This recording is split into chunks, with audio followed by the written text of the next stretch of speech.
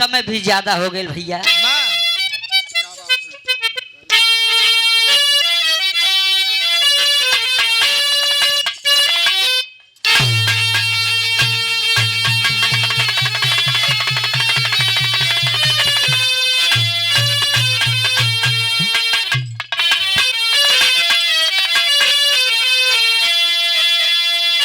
कि हाय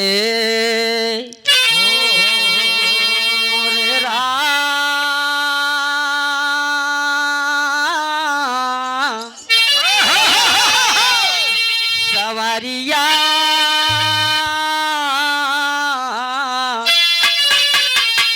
कि हे भोले कि हे बाबा जोगिया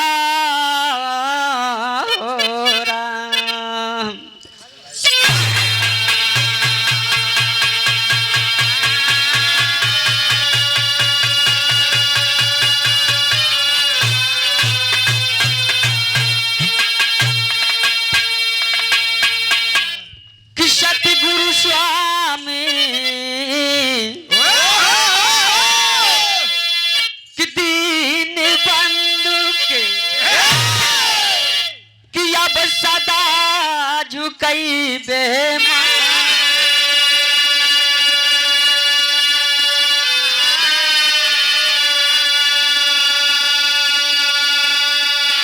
कि दुखिया ऊपर दया कर कि हे प्रभु दीनानाथ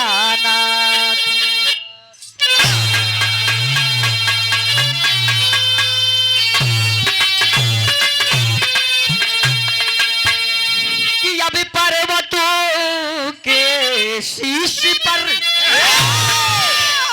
कि जय हो जयकार हो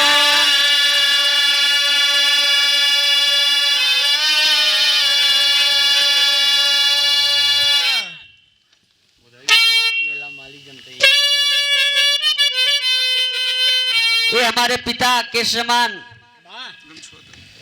मिसरी बोधई मिसिर जी ये बाबूजी के तरफ से 121 रुपया पुरस्कार बा और मेला मालिक बाबूजी हुए। बाबूजी का आशीर्वाद ऐसे रहुआ निरहुआ के ऊपर बनल रहे। ए भैया कि पर्वतों के शीश पर कि जय हो जयकार हो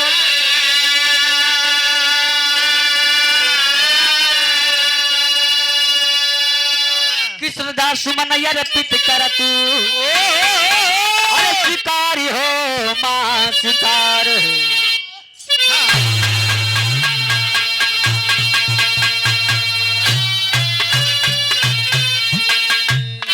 कि अब नमो नमो बिंदेश्वरी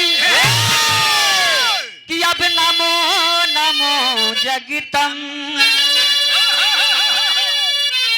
कि भक्ति जनों के कारहित माँ कि हे माँ करती कहाँ विलंब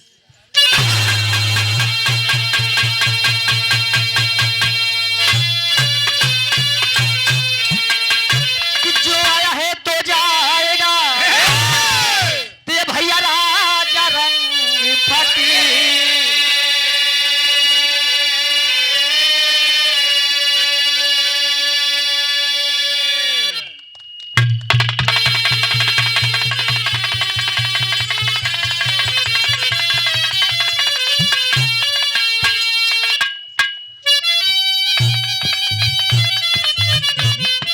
श्रीमान कि हमारे पिता के समान कि बच्चन यादव सचिन यादव सचिन दुबे और प्रेम बहादुर सूबेदार बड़का भैया लोग के देख रेख में कि आज ये नगुआ के धरती पे हम छोट कलाकार अजित लाल निरहुआ आइल सब भैयन का दर्शन बाबू के मिलल। एक सुंदर पुष्पहार 501 रुपया पुरस्कार भैया लोग के चरण में बार बार पहले की नमन आशीर्वाद का कंछा रहुआ। लेकिन भक्त माई के मंदिर गई, माई से अर्ज लगैले बा। समय के अनुसार समय बहुत कम बा बाबू, लेकिन का कहले बा, एगो गीत के लाइन बाबू।